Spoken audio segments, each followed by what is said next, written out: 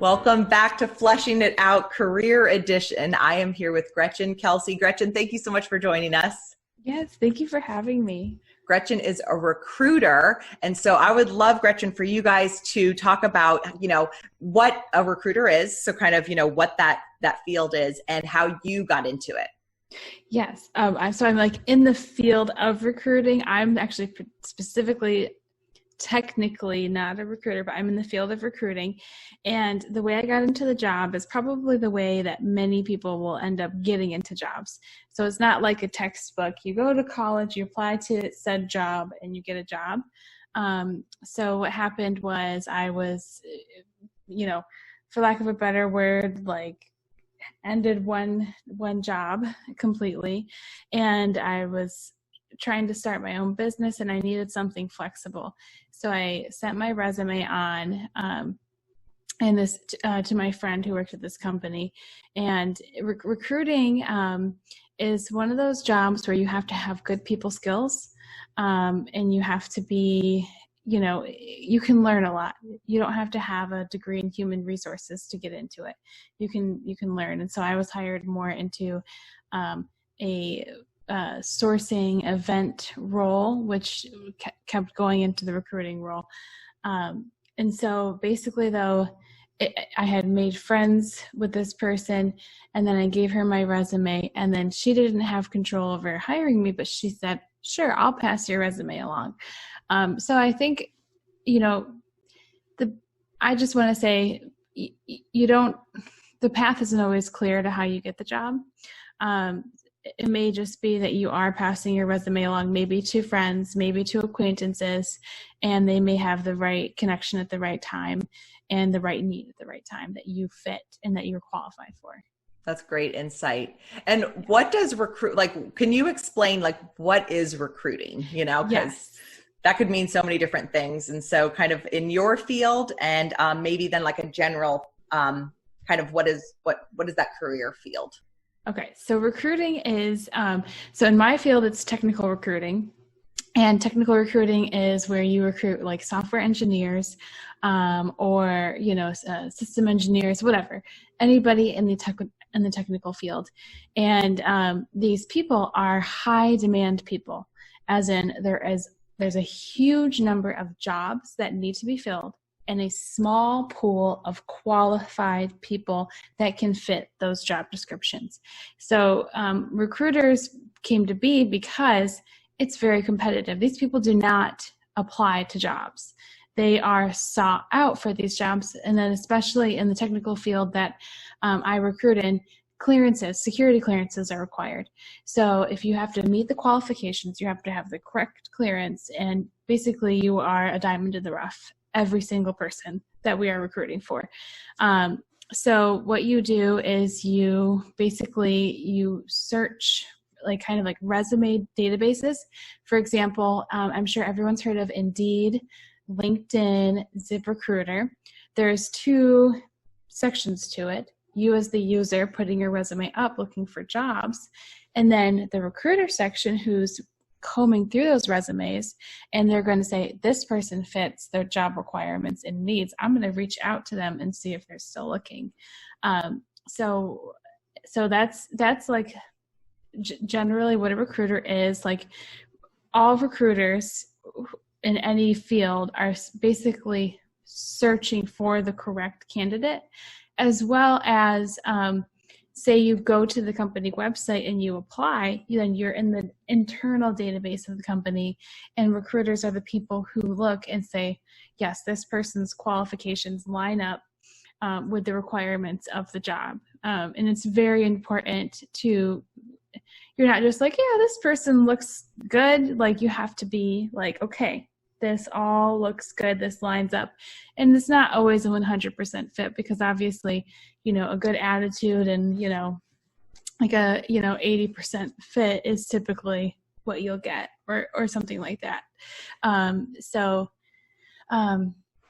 What is an average? So I heard, and we'll talk later about kind of some ideal traits, but it seems like a very detail oriented, someone who likes research would enjoy this field since it's so much digging and looking. So there's different niches to the field. And actually, like, a role that I played for a very long time was titled researcher, because that's what it was. Is I was like trying to find all these people, and I'm not just looking at, like 10 people a day. I'm looking at thousands of people. It's like thousands, and like reaching out to thousands of people. And I mean, okay. Like, especially if we have an event, but like, at least definitely hundreds of people. So there's sourcers. These are people who are the ones that are really, there's researchers and sourcers. And these people are the ones who do a lot of the finding the correct candidate. And then they pass along that candidate to an actual recruiter who knows the entire onboarding process of, they screen the candidate, they pass the candidate for interview with a hiring manager, and then they initiate they offer the job to the candidate officially. The candidate then either accepts or declines the offer, and from there they take the process from there and initiate anything else that needs to happen within human resources or within onboarding the candidate. So there's like all these different pieces, because a recruiter can't be doing that job well if they are also spending time combing through hundreds, thousands of resumes, and they are still looking at resumes, and they're still searching themselves. But then there's these other niches within the recruiting that helps streamline that process, make it faster, and increase hires. So you're like a middle person, the middle person. Yes. That kind of connects. What kind of certifications, training, education is needed? I mean, generally, say if you're like, you wake up one day and you're like, I want to be a recruiter, human resources. However, I would say that most people in recruiting are people. Like, they like talking with people. They like, especially those who are the recruiters doing the screening interviews, getting the sense of a person. And the recruiter also is talking to the hiring manager, getting a sense of not just the job need, but also the team fit, because this has to mesh well. Otherwise, you're going to have attrition. And attrition is when you hire someone and then someone leaves. And so then you're really not gaining for the company. You're not growing the company. You're just at ground zero, because even though you got someone in the door, someone walked out the door. That's a great point. Yeah. So it's you have to read people, you have to read between the lines, see if they meet, 70 to 80% of the qualifications, are they going to be that type of candidate who will grow and who will be able to meet the needs of the role in the future as the role grows.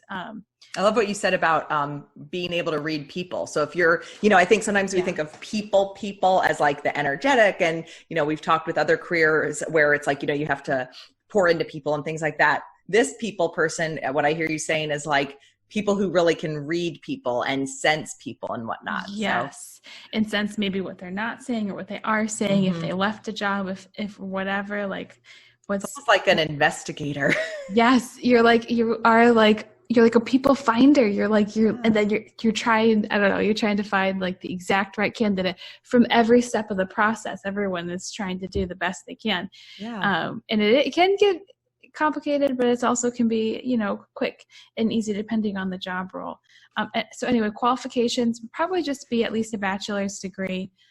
Being a people person, and if you get your foot in the door, you start at kind of like a lower leg. Like, you're not going to maybe immediately be a recruiter. Maybe you're a researcher or a sourcer, and then you can be like you can then be in one stage of a recruiting process, or an all encompassing like full. It's called like full process recruiting, where you can start from the sourcing stage and go all the way through. And real quick, what does a typical day look like for you? So a typical day it changes day to day.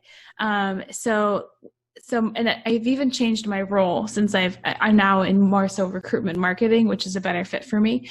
But before recruitment marketing, when I was more in the researcher role, which is generally the recruiting process, you have like a job role that you are searching for.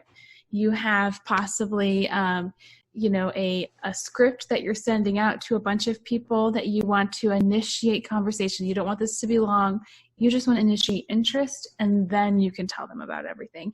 And then you're also, so you have the role, you're reaching out to a lot of people, maybe a big handful of people you don't know will be a good fit, and you're combing through specific resumes. So those are the job duties, but along with that, things pop up. You're answering emails. You're even calling candidates, or maybe you're helping schedule candidates, or you're giving feedback. Someone says this isn't a good fit for me, but let's share it. So then you're sharing the candidate, and then you're, so it sounds like it's always different. Like the process is the same, but it's always changing. Yes. Yeah. The days are definitely not this. Every day is different. And to wrap up our part one, is there anything else career related that, when you were a high school student that would have been valuable to know, or what you could have known, what you wish you would have known back then? So whenever I thought of recruiting, I just didn't have a good visual of what it was. And I was like, recruiting, what the heck is that? Why is that even a thing? And so I guess I wish I just had a better understanding. That's why I signed up to do this, because I think it's actually a really good job role, especially say, you can work from home, or you have to live near the office typically, and you'll maybe go in a couple days a week, but it's a very flexible job, and it can pay well if you do your job well, and because there's different tiers you can even get rewarded for, depending on the company setup, for every person that you get hired. So anyway, That's so awesome. it's one of those job roles where I didn't think I would ever be interested in it, and I'm enjoying it, especially for me since I've moved into the recruitment marketing role more so, but I'm definitely enjoying it a lot more than I suspected I would. That's great. Gretchen, thank you so much for all of your insight and helping us find out what recruiting is and kind of how it can work. And I look forward to sticking for part two and kind of getting some extra bonus questions. But thank you so much, Gretchen. Yeah, thank you. All right, we're back with part two. So some bonus questions round. So you kind of touched upon it a little bit, but what are some misconceptions people have about your career? Let me see. I would just say that maybe qualifications, and how you get into the door, and just what the job is in of itself.